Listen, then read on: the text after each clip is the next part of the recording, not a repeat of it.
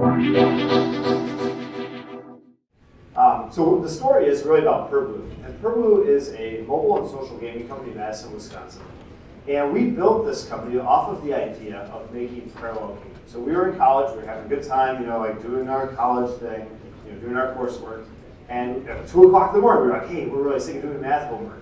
And we built, and we designed the idea of, hey, let's make like a location-based role-playing game.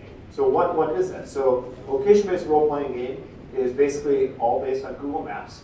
So you're a little character and you roam around the map, and you build flags, and you conquer territory, and then you gain enough resources to wage war against someone else and prove that you're more powerful than them and awesome and epic, and eventually gather with other people and make a kingdom, and then kingdom to kingdom warfare. Now what we did is we jammed a lot of content into the mobile platform.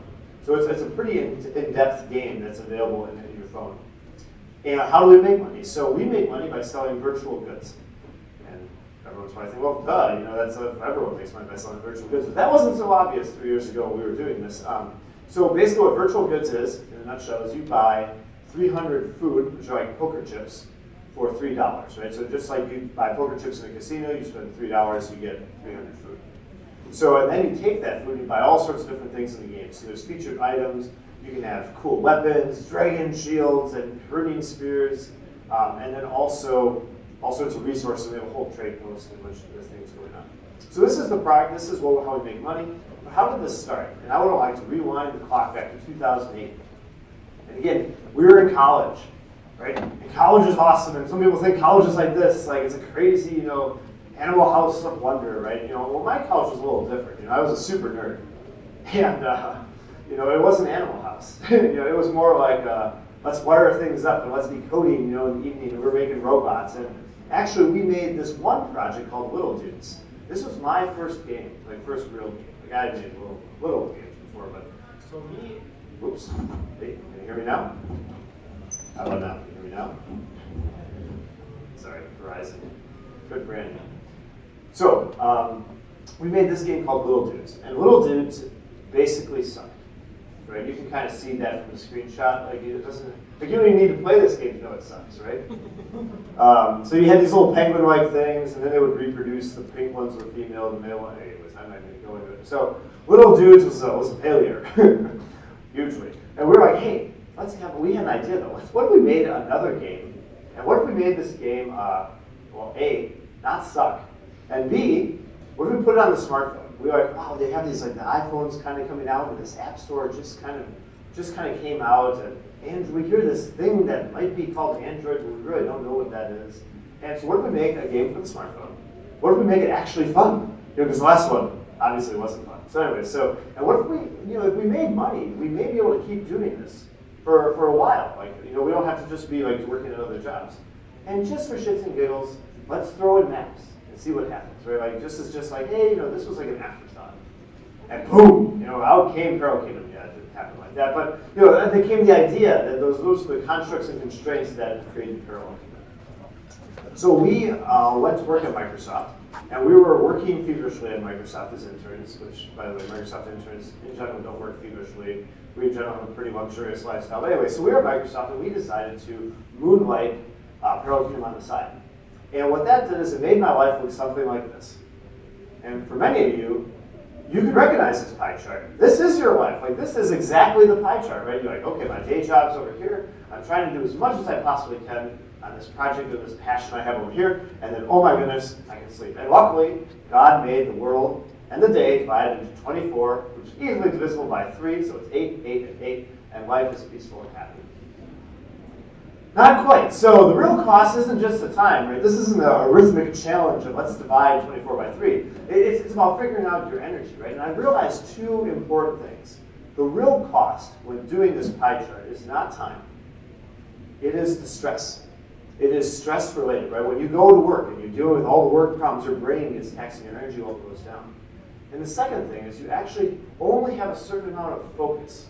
You can only exert that mental energy for a certain amount of time. And so even though that pie chart may say, hey, this should work out completely just fine, what you'll find is that your work will end up taking a huge amount of your attention, stress, and focus and your mental energy, and you'll have nothing left. Or it'll be the opposite way, and you're just really, really stuck in your day job, which isn't a really good way of living life either. So we went through this experience, and then at the end of this internship, Microsoft offered us a great job, a really, really like lucrative cash offer. And we had to make a choice of whether we, basically take the offer or basically bootstrap, which wasn't making any money. We had no revenue. We had no sight of revenue. There was nothing. There was, very bleak, and then very secure. Now, I'm standing here, so you guys know which way I went to go, right? So there's like really no suspense here. The story is, there's no cliffhanger here. But the real question is, why did I turn down the job offer? And I think a lot of people struggle with this. And I actually don't think it's that much of a challenge of a struggle if you think about it. So one of the things that was interesting is, so I was looking at okay, the mobile opportunity. This was in 2008. The smartphone movement had just kind of started. And now I will make a note. We're in 2013, right? And the smartphone movement is actually still just starting. And the data I have on that is actually pretty simple. We just crossed the 1 billion smartphones in the world number just recently, like in the last 3 months. How many feature phones connected to internet exist in the world right now? Anybody know this number? How many phones connected to a cellular network in the world? Anyone? How many? 5 billion. Perfect. 5 billion phones, 70% of the adult world population. So what's going to happen in the next 10 years when phones are replaced every 2 years? You're going to have the biggest internet movement ever in the history of mankind, probably ever. Because you're going to have 70% of the world population with a smartphone, with a jam-packed, awesome GPU, and a great touchscreen, with a cellular data connection. That is a huge freaking thing that you guys are going to get the privilege to live through. And that is, like, we're still at the start of the smartphone movement. So even though Android shipped about 500 million smartphones last year, and Apple shipped about 138 million, this is just going, right? It's a huge thing. And that's why, people think of, the mobile is where the growth is. Like, well, that wasn't so obvious 3 years ago, but now it's really obvious, and it's still going to be a long time until that growth is done. Anyway, so we had this mobile opportunity, which we kind of were like, okay, that's kind of cool. But the other thing was the realization that Microsoft will always be there. In fact, Microsoft's not going anywhere. If you looked at share price recently, it's like, it's really not going anywhere, right? So there's a realization that that's not an opportunity cost. That's just a constant thing. I can go get a job at Microsoft any day of the week, anytime. I can just quit and click PerBlue and say, hey, Microsoft, one job. And they're like, yes, sign you up. Here's the dotted line offer sheet, go, right? So when you think of like this opportunity versus that opportunity, some things just aren't created equal. And the other one is this. We had a very young group of people who were passionate about this idea that we knew in college. We're like, when are we ever going to get a chance to get those young people together again, right? So I recommend that the same way. As you look around and you see the people at a certain stage of life, you're like, hey, this is an opportunity we got to jump on. We have to figure out how to make this work. And to do a little nostalgic moment, where there's not really a day that I exist now where I regret this decision.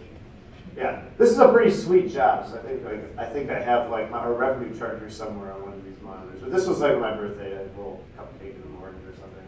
That's our employee's sense of humor. Anyways, they just wanted me to make sure I watched my figures so I didn't go in the wrong direction. Okay, so but the real value is not making a multi-million-dollar business. The real value is actually in your education. So if PerBlue dissolved and died tomorrow, I would be completely happy. Not that it dissolved, right? But what I would be happy about is that I just invested the last chunk of my years into learning how to do this, right? And the truth is, all good things in life are really, really hard to do. Anything that's worth doing is in general really hard. And the beauty of that really hardness is it shapes your personality, it shapes your brain, it shapes how you accumulate all this wisdom. And you lose a lot of hair. But anyways, at the end of the day, you become, you invest in your own education, which is not a schooling. It's about experiencing things. So I just kind of like do a little flow chart here. It's not even a flow chart. I don't even know. No, this is just a diagram, right? If you compare doing a startup job versus a corporate job, you got about 2,000 hours you're going to work in a year. And you can spend that, doing something you're really satisfied doing, or you can do something that you might be really miserable doing. And now I would make a note that this is a huge amount of your life. Like 1 year of work, like where you work is more than you sleep. And where you work is more than you do anything else. Your significant other, you don't spend as much time with your significant other and they're right there, right? And then it's a lot of time you're there, you're sleeping, right? It shouldn't even count, right? Oh, depends on what we do. Okay. Anyways, you can have fun people at work, or you can have a bad boss. You know, sometimes those manager relationships are not so easy. But let's say, for example, that you, sorry, you guys can't see this number behind down here. Let's say the startup job pays you $35,000 a year. And let's say the corporate job pays you $70,000 a year. So the key thing I've seen in my generation, and almost in a lot of people, is that they let themselves be bought. You know, and there's like, you know, the Real Big Fish has got a real good song, you know, sell out, you know. Anyways, but they don't think it's selling out. They just think they're taking the best deal. So they say, hey, the job offer, this job pays me twice as much money. There's an extra $35,000 coming my way if I take this job, right? Like, how am I, no, versus $35,000. Now, here's my point. You have 2,000 hours of extreme misery, a bad boss in order to get $70,000. And what are you going to do with that 35 extra thousands of dollars that is going to allow you to get that 2,000 hours of your life back? So people way overvalue money and way undervalue experience, education, having good relationships. But for example, maybe with that $35,000 you buy a boat. Okay, well I have a boat. You're going to go out on the lake maybe 12 times a summer for like 4 hours a time. How many hours is that? Yeah, 48 hours. You're going to be 2,000 hours of misery for 48 hours of joy? Guess what? Have a friend who has a boat. That's a good idea. Like, ping me up. It's a lot cheaper. Anyways, you know, and what else are you going to buy? Maybe buy a little nicer house. Maybe go on a trip or two. You know, but I don't be blind. So, you know, is the money worth the misery versus the satisfaction? So don't let upfront cash buy you. You know, the other way I've looked at this, who's seen the movie Blow? Okay, raise them really high, so I'm like, proud of this. Okay, the rest of you guys have a homework assignment. So watch this movie Blow. It's about cocaine crack dealing. It's like the best, you know, startup movie, early games, less than ever. You just watch a movie, right? But let me just share a few things. So basically the whole thing is Johnny, the crack dealer, you know, ends up dealing crack and basically makes a lot of money. And he's a kid, he's like little Timmy, it's a little Johnny. Little Johnny, Dad says, hey, money's not real, is what his dad says to Johnny. It only seems like it is. And that's really true. The sooner you learn that the real value is not the money, the better decisions you make in your life, because you put all these other values up first. Don't let up for cash buying. So let's keep talking about money. So we got offered really early stage money as a company. We had angel investors who were like, hey, we'd really like to invest in you. And I was like, that's interesting. And I have no idea what that is, but when someone's writing you a check, normally you pay attention, especially when you're like, what could be attached to this check? Are there strings? Is there like a big, is this like a fish hook? Like, is it a shark hook? Like, what is this, you know? So let me describe a few things about terms that kind of stink for early stage money. So this is, when you get money in, they give you terms that are basically the hooks on the money. So first off, this was a small investment. This was like $10,000, $20,000 investment. They wanted a board seat.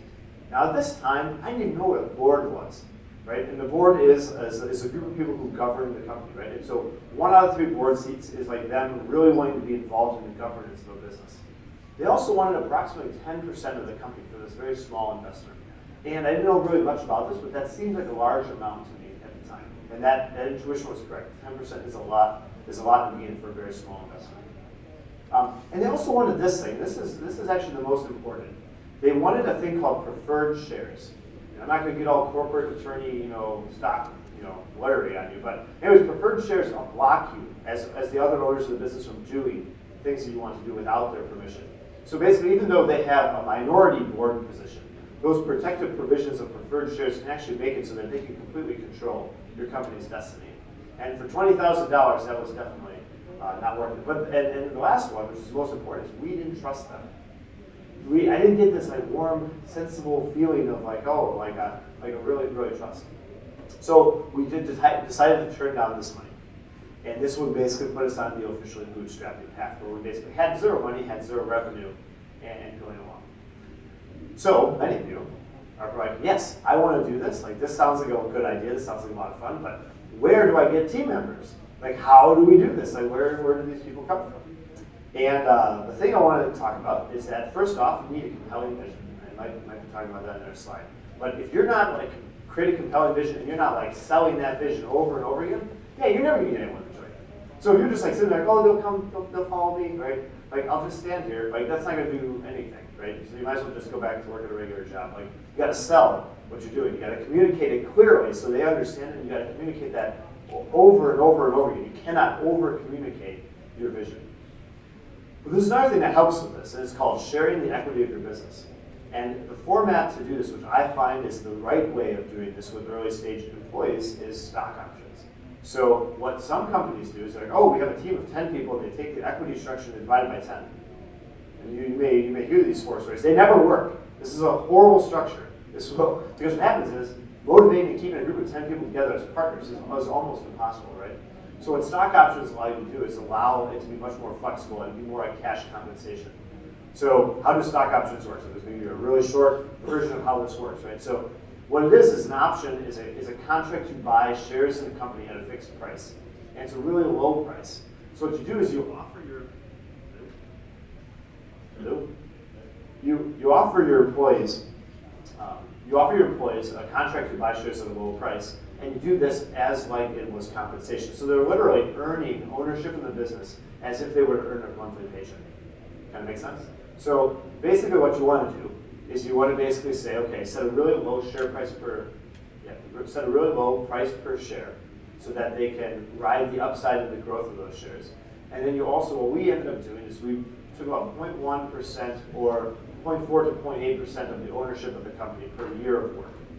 So basically, they end up not owning a huge amount, but if they work for multiple years, they actually end up owning a very good chunk of the company. This will work out very well for them. They'll get a good financial exit. What's important about options is it gets people thinking about, this is my company and I'm just not doing this for the money. And that's a really important mentality. So the key for good compensation is always have good outcomes for the employees and good outcomes for the company. If you have it like great outcomes for the employees, it's probably too weighted towards the employees. If you have great outcomes for the company, it's probably too far weighted towards the company, right? You want a really good balance of this. So why do people choose this? And it was really back to that vision, right? So it was me communicating over and over again, like, this is something really exciting. We are going to climb to the top of this mountain. We're going to make this game. We're going to ship this game. We're going to make some money. And we had this sales pitch, the world's first location-based MMORPG, right? And these acronyms just got worse and worse. It's like trans-reality, role-playing game, something on Android, whatever the bundle of acronyms is. But the key thing is you had a vision. So after about 11 months of development, we had a problem. And this is a problem many game companies do this. We still weren't shipped. We had no customers yet. We weren't out in the marketplace, getting anything. No data, no money, no anything. And I was starting to feel like this project. I was like, this is taking freaking forever. Like, this is what is going on. It's like been a year. And we realized we have to ship. You just got to ship. We just got to get this out there. And so we had dreams of all this great stuff. And we ended up cutting 90% of the features. It was ridiculous. So 90% of the features. And this is the thing that is one of the most important things for me to share with you, because you guys are all dreamers too. Like, you guys wanted to have all these cool things, right? The easiest way to kill your company is by not killing features. If you do not cut back your scope constantly on a bi-weekly basis or on a monthly basis or even on a weekly or daily basis, you will kill yourself. You'll kill the company because you have to ship in this business. This business, more than any other business, you cannot just keep on delaying things, because delay equals cost, and delay equals stress, and delay equals more risk. So, the easiest way to kill your company is by not killing features. So we basically, okay, we cut a ton of scope, and we shipped the product. So we launched it out there, and we started to get PR. We had articles written, and we were aggregating customers, and it was going. We weren't making any money yet, but we had customers. And so this is all the first year. So 2009 goes on. We have a small team. Here's a little photo of us, and some context. So we're getting users in the door, and they're like having a good time, and they're starting to send us little messages. They're like, hey, this game's got a lot of potential. It's always a dangerous word, potential. So I'm like, there's not enough creatures for me to kill in my little circle. Because this was a location-based game, right? And another was, I'm just sick of driving around. Why do I have to go places, right? So what we were doing is we said, oh, location-based means where you are is where you get to play. And so you were like, here, you get this little circle, you get like 20 creatures, and when you're done, you're like, I'm starving. And we learned something very, very critical. It was the fact that people don't move. No, they're boring. You guys are really boring. Like, you guys go, like, on average, 3 places in a week. You know, home, school or work, and like to the grocery store or something. Like, yes, it's just pathetic. Like, most people are extremely boring. And, you know, the interesting ones are so busy doing the interesting things where they are, like, the last thing on earth they want to do is play a game when they're there. Like at a football game. Like, and if they get AT&T's network to actually work, like, maybe you'll play a game. You can barely send a text message, you know. So, and then we also got, like, this great quote, which is, you know, I hit my neighbor's cat, you know, driving because I was playing PK. And I was thinking, oh no, we're killing kittens. Like, this is just horrible. Like, you know, some people are saying, oh, hey, keep it going, you know, kill the kitten. No, I'm sorry. Everyone loves cats. No. So we're like, hey, we've got a big problem. How do we create a location-based game that's, not so location-based? Like, this is a little bit of a predicament. We're like, shit. This is kind of like the main theory, right? This is what we were born to do. This is like why we exist, right? Like, this is a problem. And what we learned was there's more to location than just being there, right? Like, this is an amazing city. This is where I had my first kiss with this random girl, or this kiss with this girl who isn't so random, is a really important girl, you know. Or this is just an amazing city. Like, this is just awesome. Or this is my turf, my apartment, my road, my city, my company, right? And we adjusted our strategy. We realized that even if we allowed people to virtually move with the BAM travel button, which allowed people to, like, you can be sitting here, but yet you can be in New York. You can then fly to Paris. You can then go to places where your friends are. Or you can just kind of move where you can build flags. Is basically, that's allowed them to have more and more gameplay. And they can still be emotionally connected to be like, oh, I used to live in Vancouver, and I still have a little base in Vancouver, but now I live here. My buddy lives in San Francisco, so I'm just like, oh, I'd just like to check out the Golden Gate Bridge for a bit, you know, do a few things. And that is how it ended up working. And guess what? When we did this, usage went up about 10x because of this change. But we're still broke. No? Yep, well, okay. So, and I learned an important thing is that companies are not like being a US citizen, right? When you're broke, the ship stops. When you're broke as a human being in America, or any first world country, we have tons of this. We have welfare, we have forgiveness of loans, and you can go panhandle on the street and get cyanide cookies, you know. Like, there's all sorts of things that, like, protect you. Like, companies, none of this exists, right? You literally run out of money and your employees stop showing up. Like, your servers stop running. Amazon's like, yeah, I'm going to give you bandwidth. Are you joking? Like, pay the bill, you know. So money is a top priority. And so, you know, we don't want to be like this cat. And I just love this picture, so I'm just going to, just wanted to share this with you. You know, like we don't want to be holding at the side. So we're like, hey, so we need a revenue model. So our original idea was, hey, let's make a subscription-based revenue model. We're like, this sounds like a good idea. World of Warcraft, we hear makes, hundreds of millions of dollars, I think almost per month at the time. This seems like a good idea. And this is before virtual goods were like pop culture. This is before, like, hey, yeah, are you free to play? Yeah, I'm free to play. Yeah, is your sister free to play? Yeah, she's free to play too, yeah. But this is before that time. Like, that didn't exist. That wasn't the culture, right? But we were scared because we didn't want to make our users pay a subscription fee. We thought that this paywall would scare a large number of them away. This was probably a very, very fair fear. That's a tongue twister. Say that. Anyway, so we were scared of the paywall, so we had this idea. So we take money and we make that money translated to virtual money, which we're going to call food because everyone loves food, right? Who doesn't love food? Well, some people, but won't go there. And so we basically started making this connection. Say, okay, where are people going to spend their food? And basically, here's a little breakdown of where people spend food in our game. So purchasing swag, which is like little hats. So, like, literally, and my sister loves this. She works really hard for money, and she gets a real kick out of the fact that we make millions of dollars selling 20 by 20 pixel hats or 20 by 20 pixel heads. And she's like, wow, the world's messed up. And I'm like, yes. And it's great, So purchasing swag is about 30% of our revenue. Leveling up, which basically what we do is as the character levels up, you basically get the skill points for leveling up by a food purchase, right? So leveling up is about another 20-25% of our revenue.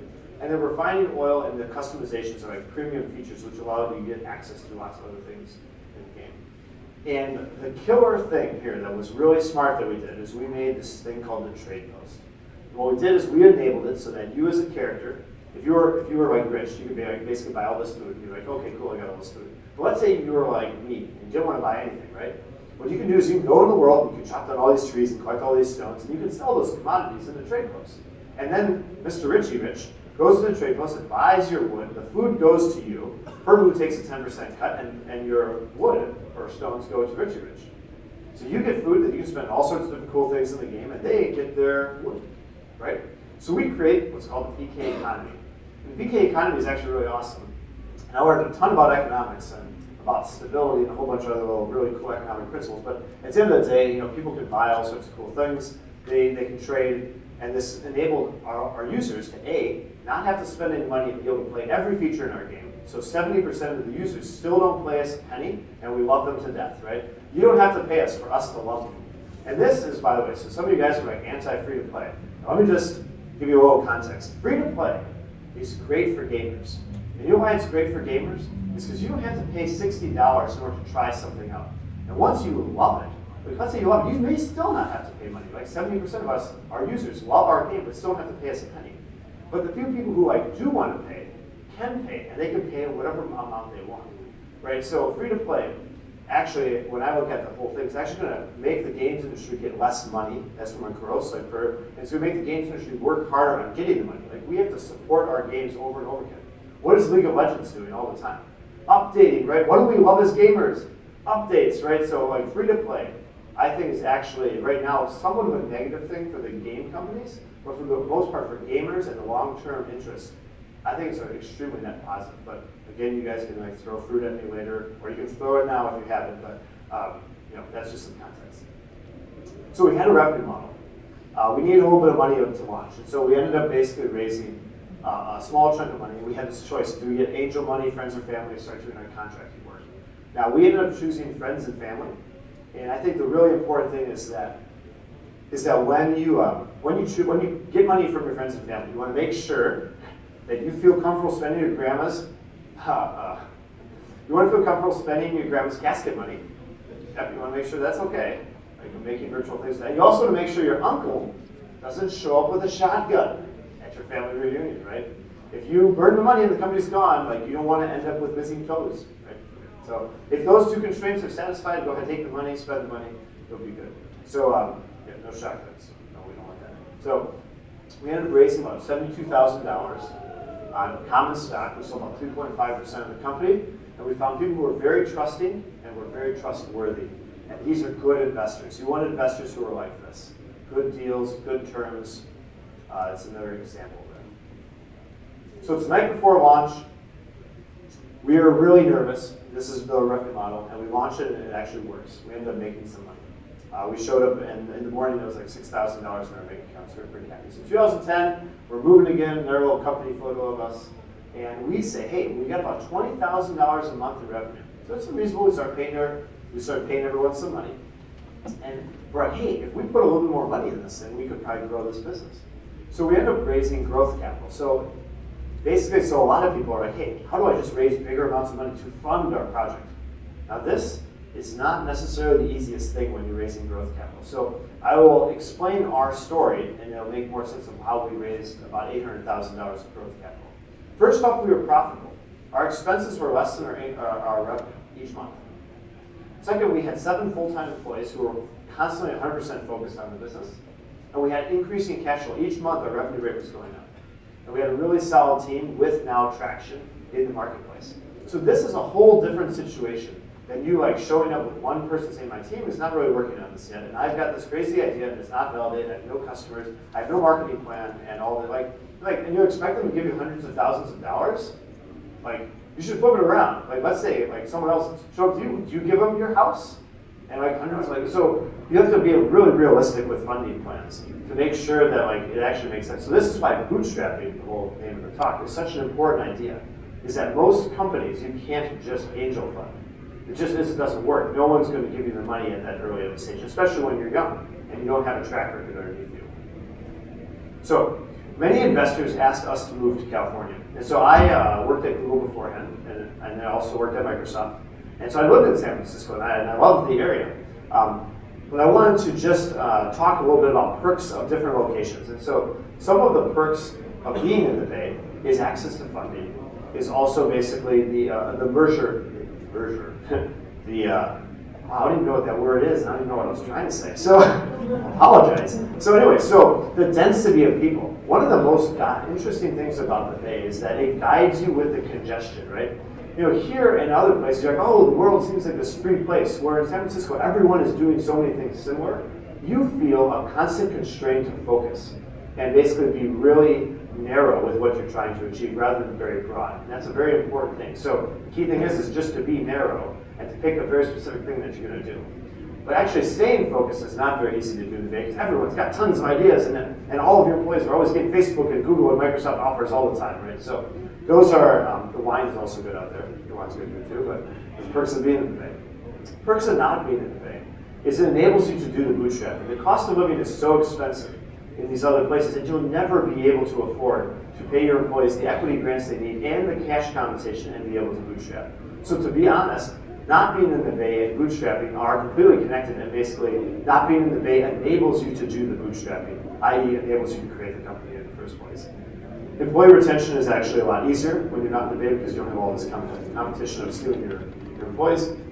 You know, other things that may not be important to everyone, but you know, family friendliness, schools, you know, being able to own a property without being a multi-million-dollar, you know, having lakes that you can water ski and airports and planes that you can fly, you know, things like this. So, you know, I kind of broke this down into this little chart. But yeah. So the results, we ended up raising this round of capital. We were looking for about 300,000, raised about 800,000. And we found good investors who were very trustworthy. And about 40% of our money came from the West Coast, and about 60% came from the Midwest. So in 2011, our team's growing, like substantially. And we are working on scaling our revenue. And so the thing here that's really important is, so games are really cash-driven business. Like games can produce a lot of cash, which is great. And the other important thing is niche products have a lot more legs than you think, right? You would not think that, you know, Apparel Kid with these little heads would be making multiple millions of dollars per year, right? Like that wouldn't have been what I thought.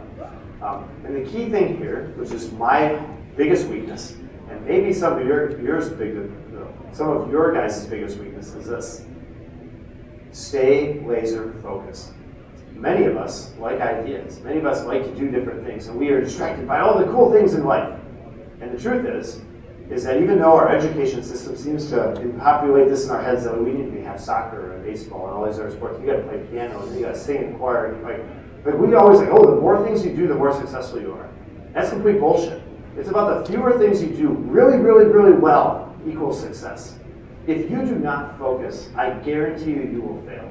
Right? And so for me, it was really hard to stay really focused, and we would be a lot more successful a lot quicker if we would have just said, boom, we're going to do this one thing.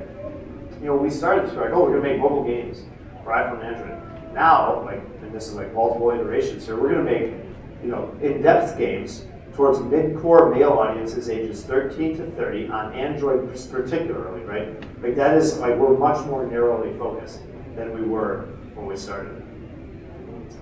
So, as an example, starting multiple new products for us with small teams is a strategy that didn't work.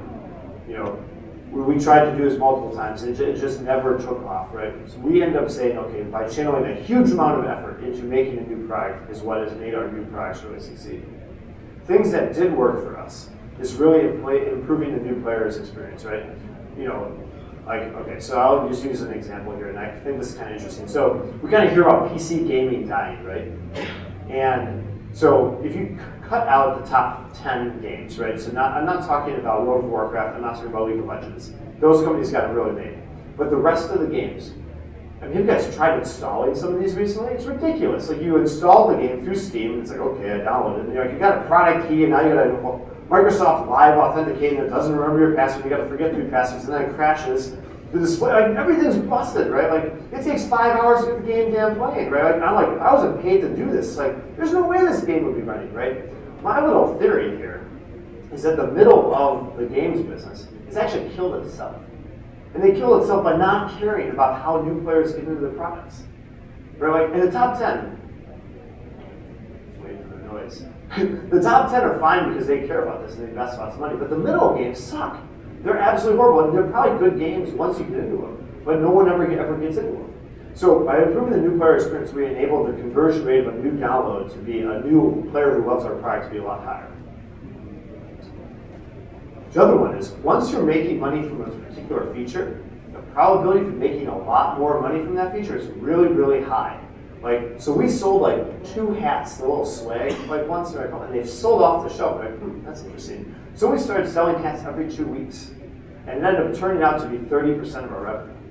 You know, so it went from 0, like, or 1% to be 30% by just making it a little bit better. And improving referral systems. People want to play with their friends. Who doesn't want to play games with their friends, right? So making it really easy for them to refer other customers into your game and getting something from that. And the other thing that's shocking is that getting money out of people's wallets, like the process of doing it, is actually really, really difficult. You know, Apple and Google have tried to make it a lot easier, but improving your payment flows so that they are always feeling safe, secure, and consistent is extremely important. We found that if you change a payment flow, even if it was even a better change, the people who used to buy stuff have a lower probability of buying it just because the flow is different. Like, that's creepy, right? Like, why? Like, you know, this is like humans like consistency, right? And once they have a flow that they want to trust, they want to keep it that way. And the other one is investing in positive ROI, positive marketing. So this is the thing that I think is the most underappreciated in the entire like upstart of games. Games are awesome, right? And games are 50% content, but 50% marketing. It has always been this way. You need to spend, as an early stage CEO, 50% of your time thinking about the product and 50% of your time thinking about how you're going to market it and drive customers to it. If you do not drive customers to your game, the game is not going to do anything. You might as well have not built it. You might as well have not cost yourself the time to stress anything because it doesn't exist, because it's just going to sit on a shelf and have no users, right? So you need to be thinking marketing channels, right? How are you going to get customers? What's going to be the sales pitch? How are you going to position this? What is the icon going to be, and how's it going to draw people's attention? What are the first 3 screenshots? What order is that in, and what psychological statements is that making to them to tease them into it, right? And once they get in the game, like, then how do we convert them into a player who loves the product, right? But marketing is half of this piece, right? So, and marketing is not, so this is the lesson we learned by spending a lot of money. Marketing is not about throwing more money at the problem. More money doesn't equal more marketing. More money equals maybe more opportunity, but you need to have strategy with how you're going to get your customers. So for example, this is just a little piece, this is probably the most important picture I can show you that you can take with you here, but every business is a funnel. And so a user comes in the top, and they're making choices of whether they're going to leave and not play again, right? And that's the shape of this funnel. And so what we found is that you can measure all sorts of interesting things here. So users that come in the top, a certain percentage of them is what we call converted, which basically means they love the product, about 15% of these customers. What then we did is about 22% of those customers end up paying us money. On average, they pay us about $95 per year per customer, like average. And you boil that out, and you can basically say, okay, a new download is worth $3.25 with this little model, right? This is just arithmetic, right? You just multiply the numbers. And so a download, which for our game is free, right? You don't pay anything when you download our game. We actually make over a 12-month period $3, right? So why is this valuable? You can take this cost and say, if I can pour customers in the top of my funnel, and I can on average pay $1 for them, I'll basically make 200% profit on my $1 of advertising investment within a 12-month period, mathematically, right? So this is ROI positive marketing, right? So a lot of people don't do the math. Right, and they're like, just like, oh, we're just going to spend money, right? We're just going to burn money. And literally, they take like wasn't it strainers and you pour like the macaroni noodles in and the water comes out? Yeah. So imagine no noodles, just water, pour it through a sieve, right? That's their marketing strategy. And it sucks because I would like $100,000. I'd buy a nice car. Don't waste it on marketing. Do the math. So I want to share this diagram so you guys can be thinking about this as you go. So anyways, the formula for printing money is when your cost of acquiring a customer is less than the lifetime value of the customer or the 12-month value of the customer, you have a printing press. And what this enables you to do is what's called cash flow growth, where you basically grow your business with cash flow. So to illustrate that is this diagram, right? So, and I understand this is a lot of content. Hopefully you guys are hanging in here, for a 5 o'clock session, But basically what you do is you basically, as your revenue's going, you basically grow your employee count. And you use your revenue to grow the staff of your employees. And so this is how we've grown from 2 employees to 7 employees to now over 26, 30 employees is about our count. So 2011's results is 3.4x, 340% revenue growth, record new accounts. In 2012 and 2013, we had a much larger team. And what are we working on now? So we launched Parallel brother product, which is called Parallel Mafia. And we also launched a 3D skateboarding game called Vortastic. And what we ended up doing is we're basically building a parallel brand, and basically we're trying to decrease the amount of dev time by having reusable software components that we can be building off of. And we're sticking to our strength, right? So we have a much more narrow focus on mid-core, mobile games rather than any game we want to make. As far as our virtual goods expenses, this is kind of about approximate breakdown slide. I lied to you guys. Can you believe that? I lied to you. It's 37%, isn't it? Swag of those 20 by 20 pixel hats. Here's some other breakdowns and some numbers. This is one of my favorite graphs. This is kind of an interesting graph. So you look at our aggregate revenue, and this is actually not a mistake. This is an aggregate. But basically you can see the amount of money that comes from customers who are over a year old. And this is a scary thing because what ends up happening is that, what am I trying to say here? So if you can retain a customer for a really long period of time and you continue to make money off of them, you get a really stable, long-term revenue stream. And so, for example, in games, customers are not created equally. Your old customers are worth more than your new customers. And this is what I call the player wealth graph, which is basically our revenue broken down by the age of an account. And so this dark blue section is users who are over a year old. So making good statistics. I'm just going to burn through these. So about 1.5 million new accounts, about 50,000 daily active customers, about 50,000 monthly active customers. This is the big one. So per every daily active customer, we make between 40 and 50 cents of revenue that day. That's a really high number. That's really great. 1,500 concurrent, we've got about 70% male in our games, 65% USA, 35% domestic or international, and 85% Android versus iPhone. So who here has an iPhone? Who here has an Android phone? Who here has a dumb phone and is proud of it? Okay, all right. Okay. You're the last standing few.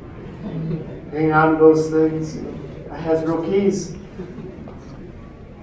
So our revenue comes from all 3 of our products. To give you, I've been mentioning this, but our revenue in 2010 was about a little more than $250 million. We then went to about 1.5 million in revenue. We had about 2.3 million in 2012, and if everything goes well, 2013 will be a good year for us as well. So you kind of see the growth rates there. So the results, I ended up finding a great job that I love doing, right?